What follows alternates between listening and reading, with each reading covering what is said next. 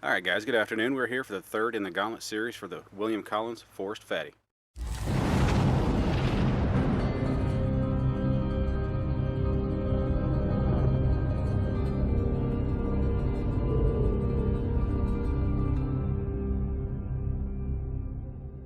Alright guys, well like I just said, this is the third in the Gauntlet series for the William Collins knife, the Forest Fatty.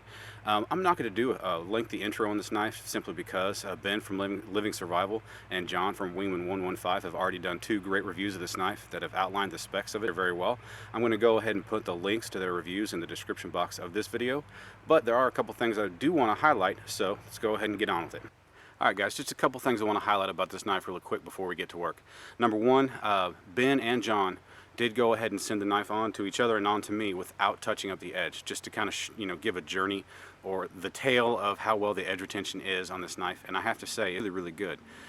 In honesty, when I got it, it wasn't hair popping sharp, but it was just that close to being hair popping sharp. For the sake of time on this video, I did go ahead and touch it up for today's filming, but when I first got it straight out of the box, I did just run outside and make a quick 3-minute feather stick here, and as you can see, it was plenty serviceable. The second thing I want to highlight about this, which Ben and John both did their highlight of it, but man, I have got to kind of show this off just a little bit. This handle, it is beyond comfortable. Just to hold it in your hand, it fits perfectly. It's like it was made to be there, which obviously it was. William did a great job of just melding this to the palm of your hand. It is really, really comfortable. In the past with knives with the palm swell that are made to fit your hand, I have rather large hands, and so I've always kind of found this curve right here for the pinky finger, that when you're really doing hard work, I found that almost to be a hindrance, but you know, I haven't tried it yet with this knife very much, so we'll see. Alright, I have one more thing I want to highlight about this knife before we get to work, but first let's go over some quick specs and then we'll go straight into that. Alright guys, quick rundown on the specs on this knife. The knife is 1095 tool steel. Overall it's 9.5 inches long. The blade is 4.5 inches long. The scales are green unpolished micarta. And it's got this really neat, I've never seen this except for on William's work, is this recessed lanyard hole, which is pretty cool. Alright, let's talk about the grind. The grind is the other part I wanted to highlight about this knife.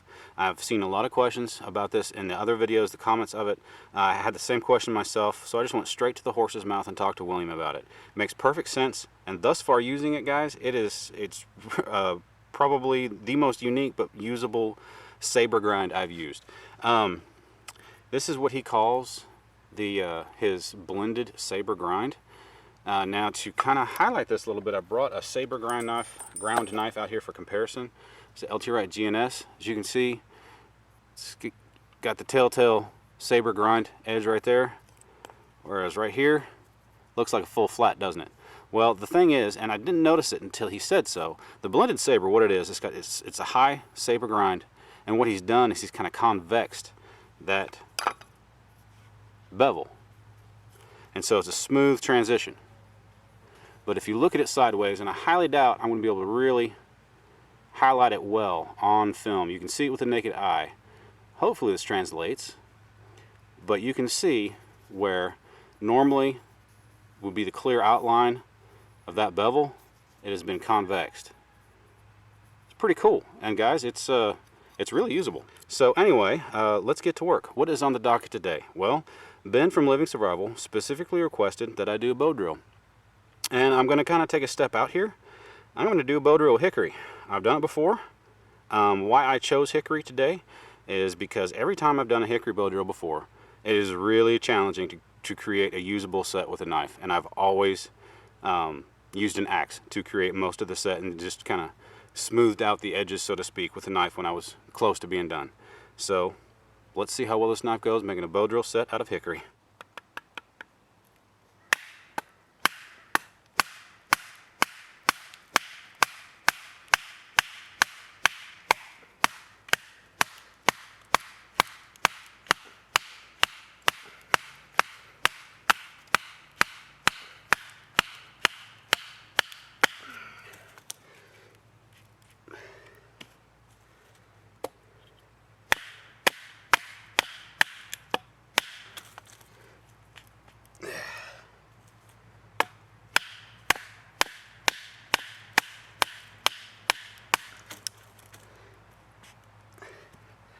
See, this is why I use an axe.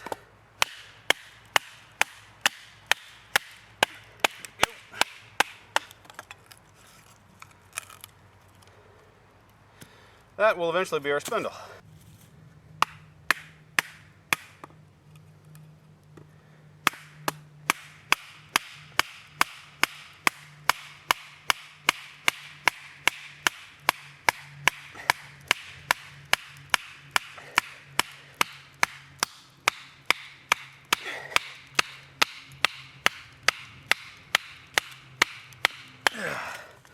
See guys, this is why I use an axe when I do this.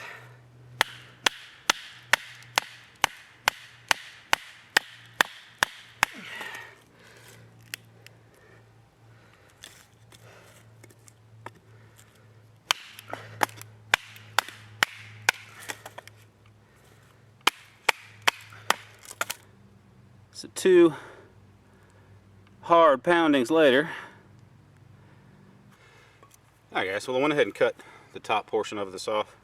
It was just way too long to be a spindle and there's no need to try to carve it.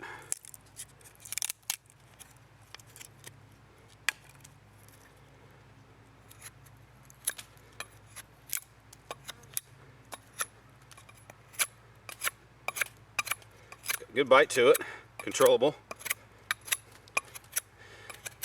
Bites, honestly, better than any normal saber grind that I've used, which is nice.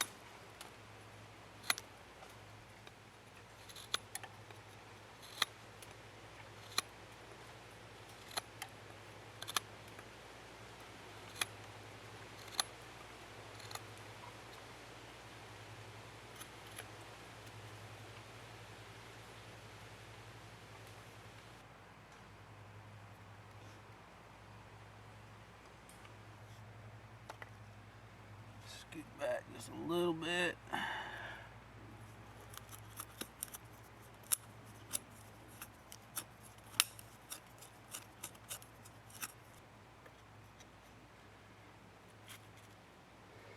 Alright, let's get this baby burned in. The fun part began.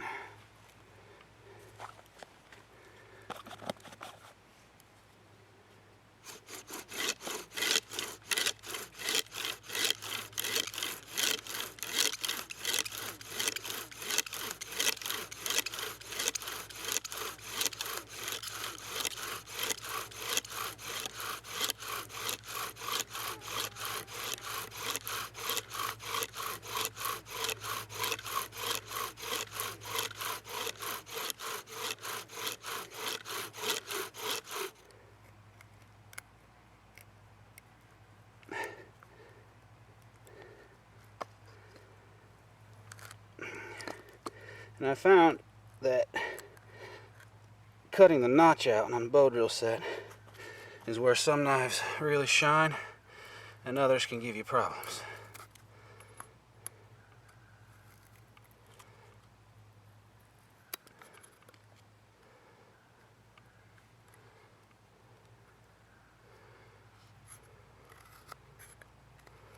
This one's doing pretty good.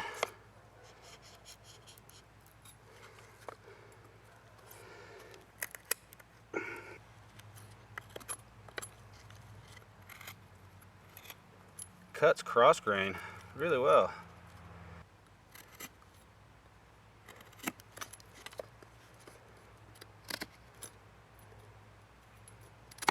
Well guys, I can say this is doing a lot better than I figured it would. Not for lack of the knife, but just wood. It's always given me problems in the past for obvious reasons.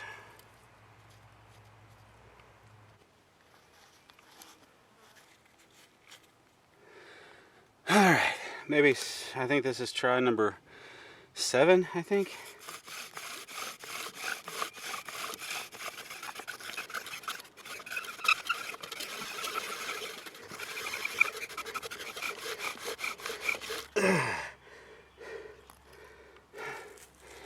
Oh man, I got my foot shaking.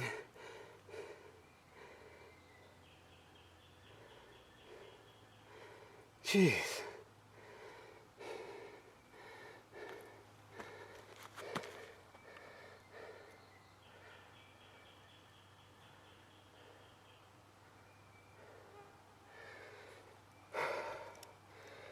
Holy moly.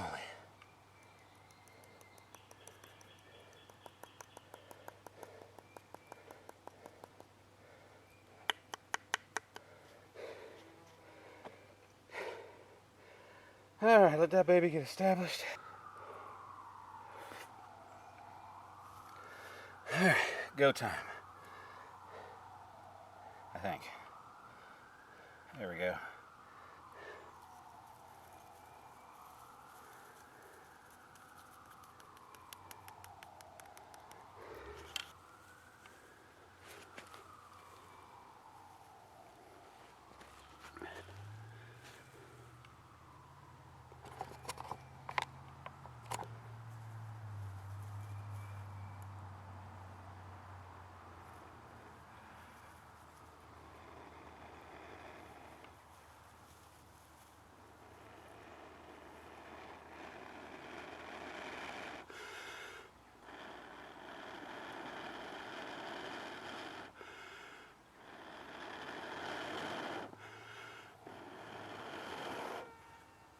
Alright, here we go.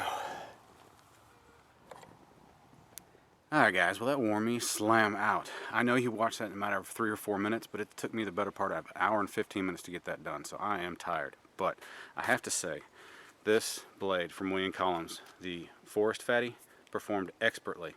Blended saber grind on this thing, which again, try to show that off a little bit.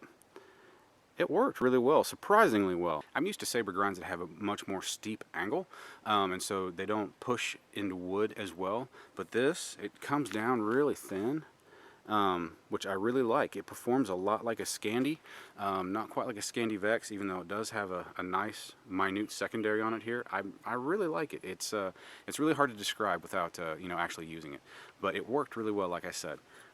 Now, as you saw, I beat on this thing pretty hard. I cut through a lot of hickory here, getting this done. Let's see how the edge held up.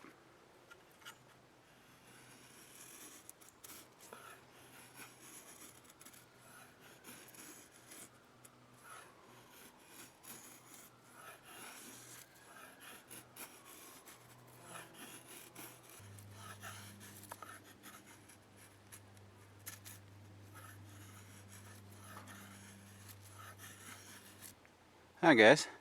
Well, I'd say that did fairly well. Alright, one last thing to show you guys.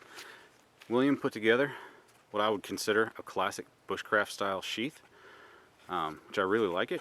It's got nice clean lines. Does have a sleeve here for ceramic rod. It's really nice. Okay, so what do I like about the knife? A lot, actually. I've already talked about the grind. I love the grind. It's very unique. I like the way he described it. If you're used to full flat, this cuts a lot like that, but just a little bit more Scandi-ish. I like the minute secondary he's put on here. Keeps an edge really well, and even after it loses its hair-popping sharpness, it stays utility sharp for a long time. I prefer my micarta scales, so I like this aspect of it. I like the fact it's not polished, so it's grippier. I like the looks of this lanyard. I'm kind of wondering if you need to use the palm of your knife to pound on something, if that wouldn't destroy your lanyard, but I haven't used it like that, so I can't really say. I like it has a 90-degree spine on it, and I really like the blade geometry of it. Just this almost continuous curve here. It makes a really nice slicer and a nice carver. It's not too fat here to be a fine carver and like carving out notches and stuff like that, but it's beefy enough that it's nice and strong. What I don't like about the knife, nothing. I have no complaints with this knife whatsoever. The other guys said that this finger guard might create a hot spot after long periods of use. This handle fits me really, really well. Now that being said, I'm typically not a fan of finger guards, so I could take it or leave it. That's not a complaint. I'm just speaking off the cuff here. Overall, really like this knife. Alright guys, well that concludes this review. This is review number 3 in the Gauntlet for this William Collins Forest Fatty knife. This will be going on to Justin Wolfe, or Grier Wolfe, from Wolfe Customs. His link will be in the description box, as well as all the other links to all the other channels that are a member of the Gauntlet. Alright guys, well thanks for watching. I hope you enjoyed it. If you did enjoy it, if you'd do me a huge favor and go ahead and hit that like button, I would really appreciate it. That helps me out a lot. And even if you didn't like it, go ahead and hit that dislike button too. That gives me some good feedback. It lets me know what you guys like to see, what you don't like to see.